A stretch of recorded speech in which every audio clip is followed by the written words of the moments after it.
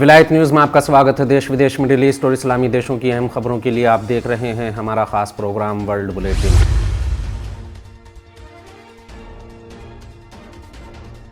Bulletin की शुरुआत में बात करेंगे इस्लामी इनकलाब की 44वीं वर्षगांठ मना रहे ईरान की। ईरान आज इस्लामी इनकलाब की 44वीं वर्षगांठ मना रहा है। कल रात 9 बजे देश के एक एक कोने से शुरू हुई अल्लाह अकबर की आवाज़ अब तक पूरे मुल्क में गूंज रही है।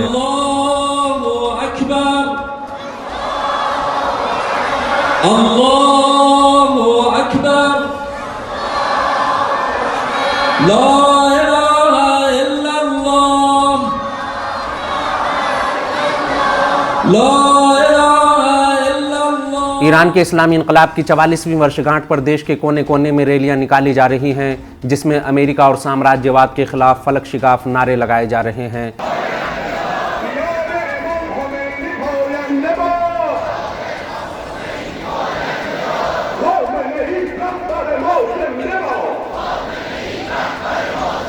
राजधानी तेहरान समेत पूरे ईरान के हजारों शहरों, कस्बों और बस्तियों में रैलियां निकाली गईं।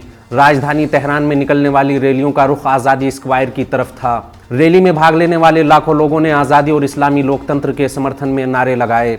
ईरान की इस्लामी क्रांति 22 बहमन को सफल हुई।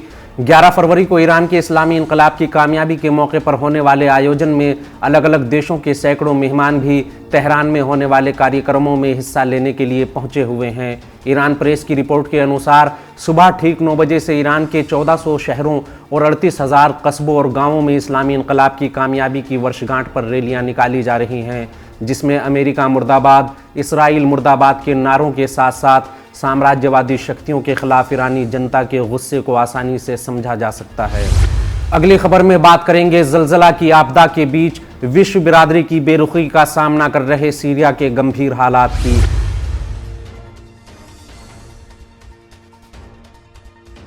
अमेरिका और साम्राज्यवादी धड़े के आगे मजबूती से डटे रहने वाले सीरिया को जुल्म के खिलाफ न झुकने की बड़ी कीमत चुकानी पड़ रही है। पिछले लगभग 12 सालों से ज़ायोनी वहाबी आतंकवाद और अमेरिकी अत्याचार का सामना कर रहे सीरिया में ज़लज़ले के बाद हालात बेहद संगीन हैं और इसका कारण है इस देश को इस्लामी जगत और दुनिया भर के देशों से अमेरिकी पाबंदियों और साम्राज्यवादी धड़े के कारण मदद ना मिलना। हालात इतने संगीन हैं कि अमेरिका और वेस्टर्न कंट्रीज के हाथों की कठपुतली अंतर्राष्ट्रीय संस्थाएं भी सीरिया के गंभीर हालात को मानते हुए विश्व बिरादरी से मदद की अपील करते हुए कह चुकी हैं कि सीरिया आपदा को अंतर्राष्ट्रीय समुदाय भुलाए बैठा है।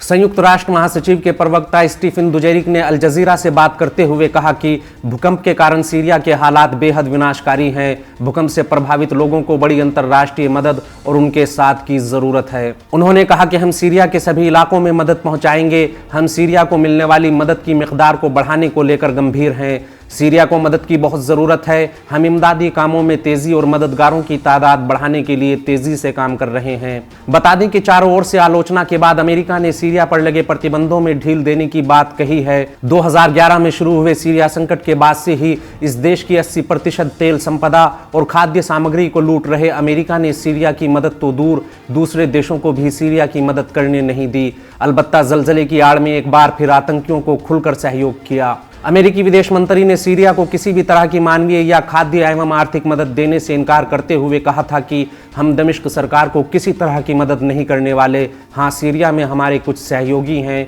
हम उन्हें मदद पहुंचाएंगे। संयुक्त राष्ट्र संघ ने सीरिया की बिगड़ती हालत और मानवता पर आई संकट की इस घड़ी में अकेले खड़े इस देश की मदद की अपील करते हुए कहा कि संयुक्त राष्ट्र के सदस्य देशों और कारोबारी घरानों को बहुत उदारता दिखानी चाहिए। अमेरिकी प्रतिबंध सीरिया में जरूरतमंदों को सहायता भेजने की राह में रुकावट ना बने। वहीं अल जजीरा ने सीरिया में ज़लज़ले के कारण हुए जानी नुकसान का आंकड़ा पेश करते हुए कहा कि देश भर में 3,637 लोगों की मौत हुई, जबकि जख्मी लोगों की तादाद भी बढ़कर 7,226 हो गई है। अगली खबर में बात होगी पनामा के बाद ब्राजील के रवैये से नाराज अमेरिका और इस कॉन्टिनेंटल में बढ़ते ईरान के प्रभाव की।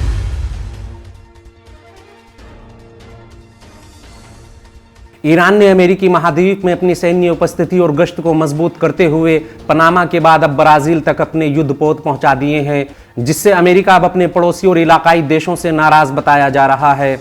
हाल ही में पनामा स्ट्रेट में ईरानी युद्धपोतों की आवाजाही को लेकर अमेरिका को पनामा सरकार के सामने जिल्लत उठाना पड़ी। इस बार वाशिंगटन को यह जिल्लत ब्राजील के कड़े रुख के कारण उठाना पड़ रही है। अमेरिकी कांग्रेस मेंबर्स ने रियो में ईरान के 2 युद्धपोतों की मौजूदगी और उन्हें यहां डॉकिंग से न रोकने के ब्राजील के राष्ट्रपति के फैसले पर नाराजगी जताई है। इससे पहले रॉयटर्स ने खबर देते हुए दावा किया था कि ब्राजील के राष्ट्रपति लूला दा सिल्वा की सरकार पर अमेरिका ने ईरान के इन युद्धपोतों को लेकर कड़ा दबाव बनाया हुआ है और ब्राजील सरकार ने अमेरिका के बेहद दबाव को देखते हुए राष्ट्रपति की अमेरिकी यात्रा को कुछ दिन के लिए टाल दिया है। अमेरिका दबाव बना रहा था कि ब्राजील ईरान के मकरान और दना युद्धपोतों को रियो बंदरगाह पर लंगर डालने ना दें। रॉयटर्स ने कहा था कि ईरान के युद्धपोत 23 से 30 जनवरी तक रियो बंदरगाह पर डेरा डाले रहेंगे। अब ब्राजील ने ऐलान किया है कि इन युद्धपोतों के ब्राजील पहुंचने का वक्त बदल गया है। अब ये युद्धपोत 26 फरवरी से 3 मार्च तक यहां मौजूद होंगे। बताते चलें कि रॉयटर्स ने कहा था कि लूला डा सिल्वा सरकार अपने पूर्ववर्ती के कार्यकाल में खराब हुए अमेरिका और ब्राजील के रिश्तों में सुधार के लिए गंभीर है और ईरान के युद्धपोतों के पहुंचने में हुई देर भी इसी कड़ी का एक कदम है।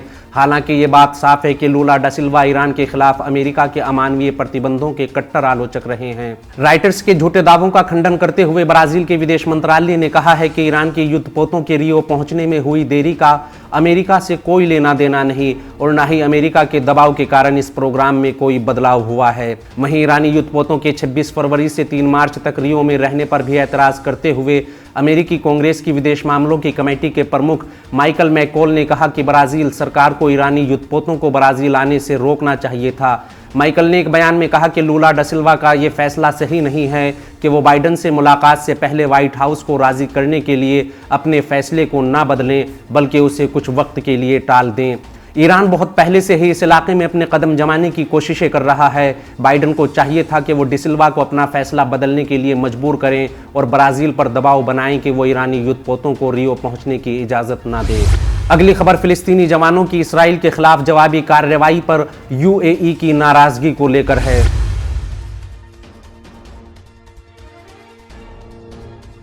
फिलिस्तीन में आए दिन आम लोगों के कत्लेआम और इसराइल के बर्बर हमलों पर चुप्पी साधे रहने वाले संयुक्त अरब अमीरात ने फिलिस्तीनी जवानों की ज़ायोनी सेना के खिलाफ इंतकामी कार्रवाई पर कड़ा रुख अपनाते हुए इसे नाकाबिले बर्दाश्त और आतंकी हमला बताया है।